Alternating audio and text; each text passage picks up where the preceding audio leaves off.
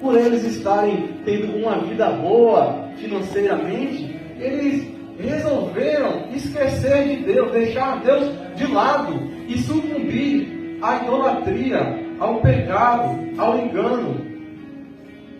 E eu vejo aqui também que o povo do Senhor, quando se afastou de Deus, não bastou apenas eles se afastarem de Deus, que começaram a perseguir os profetas do Senhor.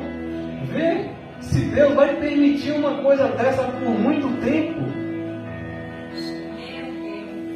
Então, eu imagino Deus falando assim, não que esteja escrito, mas uma conjectura da minha parte: agora basta, vou enviar uma seca. E Deus foi e falou com Elias: vai até Acabe, no capítulo 17, e diz a ele que eu vou enviar uma seca. E ele foi e falou com Acabe no versículo 1: eis que o Senhor vai enviar uma seca. E ele partiu.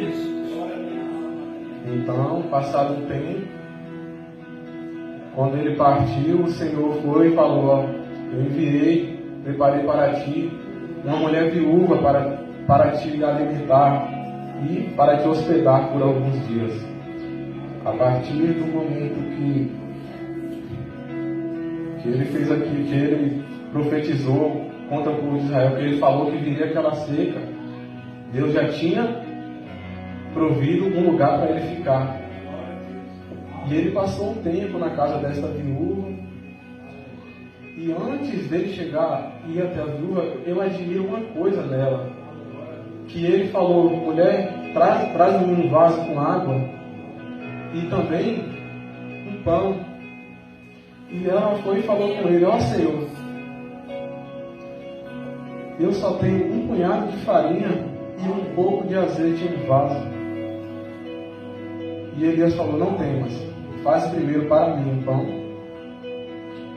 porque assim diz o Senhor, não vai faltar farinha e nem o azeite na botija. Aleluia. E aquela mulher, ela poderia fazer assim: não, eu tenho o meu filho, para que eu vou alimentar primeiro? Eu vou dar alguma coisa para esse homem, se está faltando para mim. Mas ela falou bem assim, eu creio que ela pensou: pode estar faltando para mim, mas se ele está precisando também, eu vou dividir com ele, eu vou abençoar ele. Se eu tenho, por mais mínimo que seja, vou abençoar a vida do próximo. E foi isso que ela fez com ele. Mas veja, quando ela ajudou ele, dando o alimento para ele, não faltou mais alimento na casa daquela mulher por bastante tempo, não faltou alimento. Aleluia. Só que passou um tempinho, esse o filho dela veio a falecer.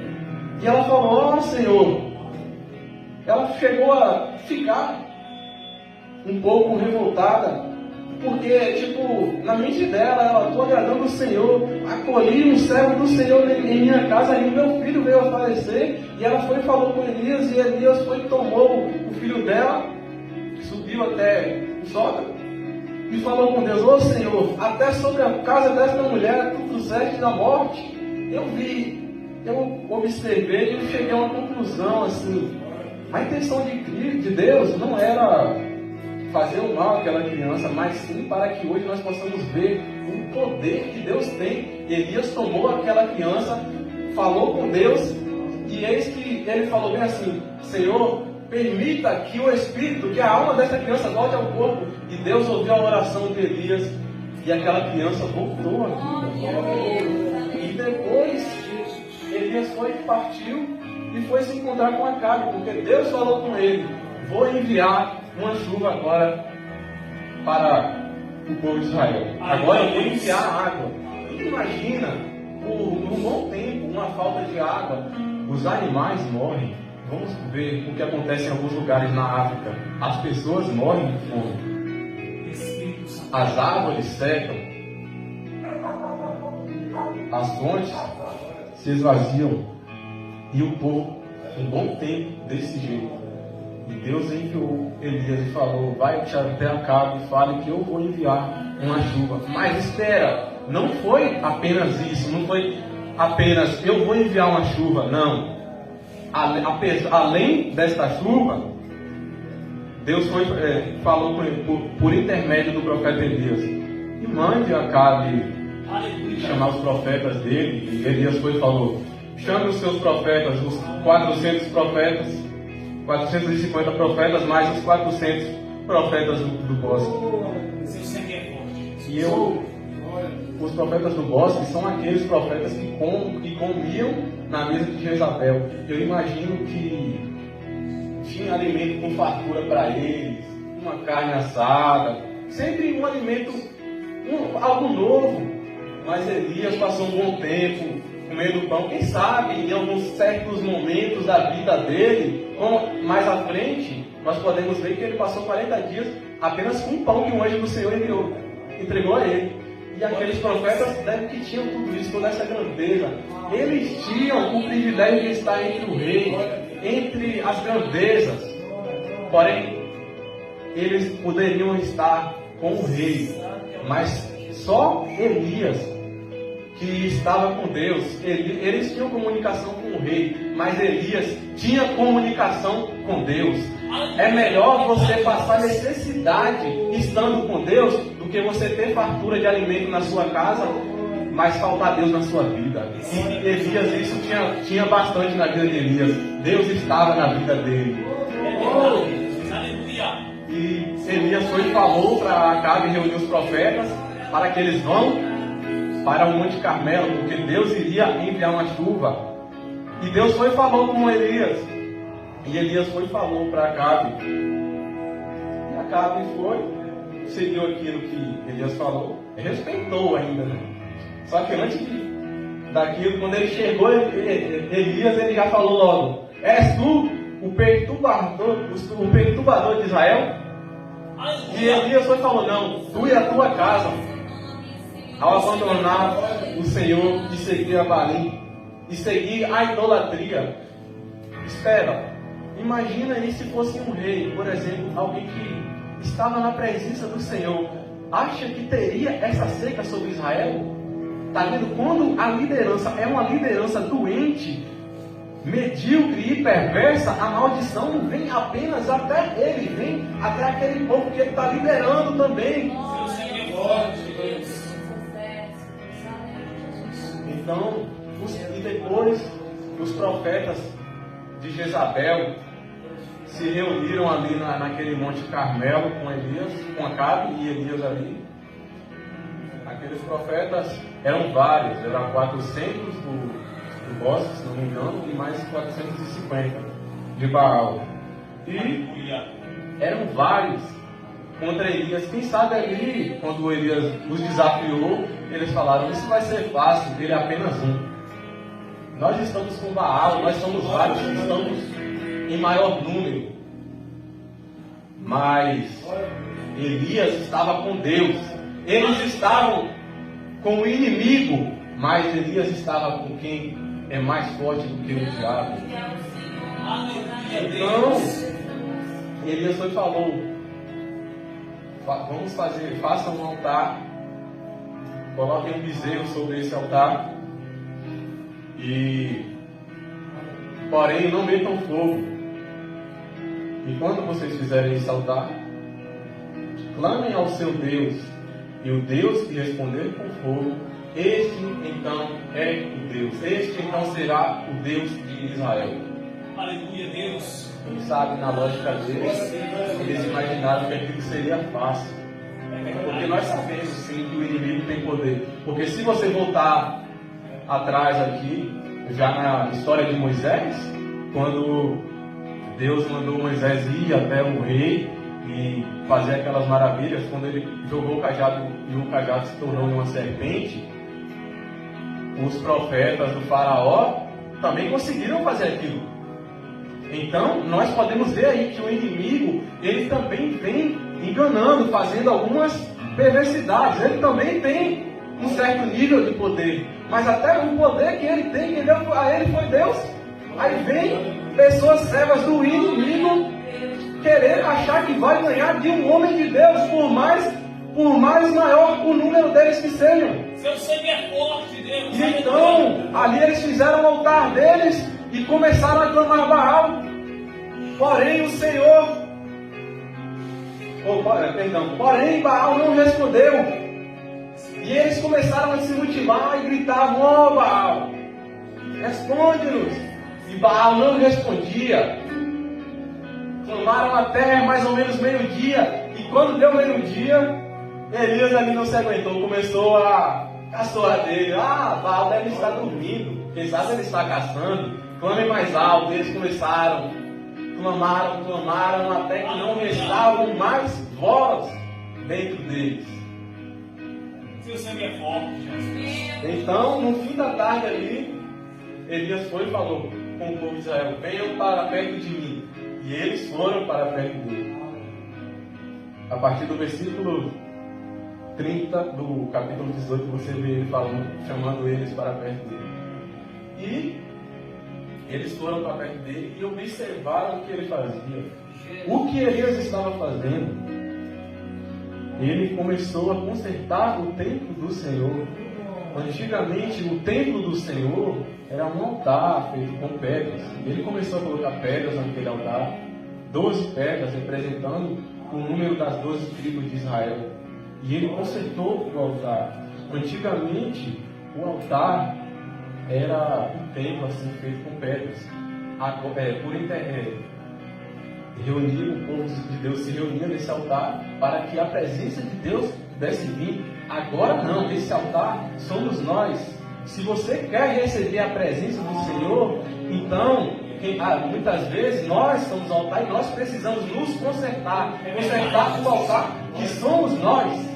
Às vezes, existe algumas renúncias que nós devemos fazer para consertar o altar, para que a presença do Senhor venha sobre nós. E então, aqui, Elias consertou o altar. E quando ele consertou o altar, colocou o bezerro ali naquele altar, organizou a lenha. Olha só, uma coisa que ele fez. É para Deus mandar fogo. Ele mandou as pessoas jogarem água em cima daquela oferta, em cima daquele bezerro. Quem sabe aí o povo, porque estava tendo uma seca, quem sabe o povo começou a criticar. Esse cara não é certo, tem algum problema. Para jogar água em cima de algo que tem que pegar fogo. E ali, depois que ele organizou o altar, consertou o altar, colocou o sacrifício no lugar do sacrifício, ele clamou ao Senhor: Senhor, Deus de Abraão, Isaac e de Jacó, que a partir de hoje o povo de Israel saiba que tu, somente tu, és o Deus de Israel. Aleluia, Deus. Em todo o mundo. Eu te peço, Pai, que responda. E então, a partir do momento em que ele finalizou a sua oração, eis que o fogo desceu do céu e consumiu aquela oferta e também bebeu daquela água. E quando o povo de Israel viu aquilo, lançaram-se suas faces sobre terra e disseram: só o Senhor é Deus. Só Deus é o Senhor. A partir daquele momento, o povo reconheceu que não existe nenhum Deus além do Senhor. Glória a Deus, aleluia. Espírito Santo da verdade. E eu estava refletindo sobre isso. Deus operou essa maravilha para quando o povo de Israel vê que Ele é o Senhor. Mas eu também me recordei que antes Deus operou maravilhas para o povo de Israel. Deus tirou o povo de Israel do Egito, que estava sendo escravizado pelo faraó. E mesmo assim, o Senhor tendo livrado esse povo, aleluia, na liderança de Moisés ali, o povo sucumbiu à perversidade, à idolatria. Fizeram um bezerro de ouro para adorar. Tudo isso porque Moisés foi ao monte falar com o Senhor. É incrível e é triste ver uma coisa dessa acontecer. E hoje em dia não é diferente. Quando Deus faz silêncio, as pessoas querem abandonar Deus. se revolta contra Deus porque Deus não abençoou eles. Eu acho muito estranho, porque o povo de Israel, antes de Deus abrir o mar vermelho, falou: ah, Moisés, tu nos trouxeste aqui para que possamos morrer. Melhor seríamos estarmos sendo escravizados no Egito. Olha só, um povo que é servo de Deus, que não tem limites, não existe limites para Deus, por causa de um mar, por causa de uma dificuldade, quer abandonar Deus. Seu sangue é forte, Jesus, aleluia. É difícil, mas nada é impossível para Deus. Num momento que você achar, que você pensar assim, está muito difícil, Senhor, o que será de mim? Nessa hora que você estiver mais afligido, Deus vai aparecer para você, você vai sentir Deus neste momento, como você nunca sentiu na sua vida. Aleluia! Depois que, agora voltando aqui sobre Elias, depois que Elias orou e Deus respondeu com fogo, Elias falou com o povo: não deixe nenhum desses profetas que ensinam a idolatria passar. E Elias os matou à beira do ribeiro. E então, depois disso, Elias foi e clamou ao Senhor: obrigado, Senhor. E depois ele falou bem assim com o seu servo: vai e observa o céu, se há algum sinal de chuva. E o servo dele foi e não viu, e ele retornou. Depois o servo retornou de novo e ele falou: vai 7 vezes. E ele foi 7 vezes, e na 7ª vez ele viu um pequeno sinal. Ele falou: eis que eu vejo uma nuvem semelhante à mão de um homem. E então, depois desse pequeno sinal, Elias foi e falou para Acabe: vai, monta no teu cavalo e vai embora, para que a chuva não te pegue, porque esse é a ação de chuva. Havia ação de chuva? Não havia apenas uma nuvem semelhante à mão de um homem. Às vezes o sinal é pequeno, às vezes Deus vai mostrar que Ele está aqui, mas Ele não vai mostrar aqui bradando com a voz dele aqui para nós, não. Às vezes é apenas um sinal, às vezes é apenas uma alegria que você vai sentir aqui, que é Deus tocando em você. Mas eu não vi aquele servo de Elias criticar. Eu vi ele fazer o que Elias mandou. Foi 7 vezes, não criticou, não questionou. E eu não vi Acabe também fazer isso. Falou, se Elias falou, né? O Senhor está com ele. A partir daquele momento eles reconheceram que Deus estava com ele. Aleluia, Deus. E depois disso, Acabe foi para Jezreel e se encontrou com Jezabel e contou a Jezabel tudo o que tinha acontecido e como que Elias tinha matado os profetas. Naquele momento, aquela sacerdotisa do diabo ficou só ódio e mandou um mensageiro até Elias e falou: até amanhã, até este horário, vou fazer com a sua vida a mesma coisa que você fez com aqueles profetas. Ela queria se vingar de Elias. Mas eu vejo aqui que quando Elias matou eles, eu quero tirar uma interpretação um pouco diferente. Que tal não ser algo de você matando alguém, mas matando aquilo que você idolatra, aquilo que, uma renúncia daquilo que te afasta de Deus. É algo que nós devemos fazer. Matar o velho homem, aquilo que praticava as coisas perversas. É uma coisa que nós devemos fazer. Passado um tempo aqui, Deus mandou Elias sair. E Elias saiu. Eis que Elias se encontrou dentro de uma caverna. Então a voz do Senhor foi: olha, no momento de aflição, olha o que eu falei antes, no momento de aflição e de luta dele, de dor, ele está ali sendo perseguido por Jezabel. Jezabel está ali querendo ceifar a vida dele. E ele vai e clama pela morte.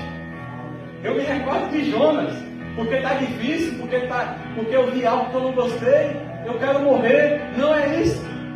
Seu sangue é forte. Não devemos fazer isso. Ele foi e clamou pela morte. E depois que ele falou isso, o Senhor foi e falou com ele: Elias, o que tu fazes daí? Quem sabe ele pensou, agora acabou. Eu operei essas maravilhas no nome do Senhor, mas agora Jezabel está me perseguindo, agora eu vou morrer, eu tenho que me esconder. Aleluia, Deus. Mas eu creio ali que ele se esqueceu por quem ele estava, um Deus de maravilhas. Glória a Deus, aleluia. E Deus foi e falou com ele: levanta-te, porque ainda tem mais 2 reis para você ungir. Ainda tem Eliseu que você tem que ungir para ser o seu sucessor. Ele passou por vários processos de lutas. Eu imagino ali, Deus operou maravilhas através de Elias. Elias tinha a unção de Deus na vida dele. Mas quando você recebe a unção, quando você é um servo do Senhor, não é fácil para você. É quando você está fazendo algo maravilhoso para Deus, quando você está agradando a Deus, é aí que o inimigo vai se levantar contra a sua vida. Não pense que quando você estiver agradando a Deus, que vai ser flores, que vai ser maravilhoso, não. É nesse momento que o diabo vai se levantar contra a sua vida. Mas você deve sempre se apegar com Deus. Por amor a Cristo. Nós antigamente os profetas eram perseguidos. E não é diferente hoje em dia. Nós somos perseguidos. Nós podemos ver nas redes sociais, na televisão, que o Evangelho agora, o cristianismo aqui no Brasil, está começando a ser perseguido. Mas em outros países já vem acontecendo isso. Ainda tem pessoas morrendo por amor a Cristo, por não negar a Cristo. Mas nisso somos mais do que vencedores. Glória a Deus. Espírito Santo da verdade, aleluia. No livro de Filipenses, capítulo 4, versículo 13, diz assim. Antes de falar nisso, eu queria falar que vem muita dificuldade na nossa vida. Vem muitas lutas, muitas perversidades. Chega certos momentos que a gente chega a fraquejar realmente na nossa fé, que a gente começa a murmurar e falar: Senhor, não dá mais para mim, eu não aguento mais. Mas aqui em Filipenses, capítulo 4, versículo 13, diz o seguinte: eu posso fazer todas as coisas por meio de Cristo, que me fortalece. Sozinho, você não consegue mesmo. Se você ir sozinho, o seu barco vai afundar. Não demora, você cai. Mas você junto com Deus, junto com Cristo, você pode. É possível. Com Cristo pode. Vem as dificuldades, vem as lutas. Mas nisso, somos mais do que vencedores. Aleluia, Deus. E agora aqui,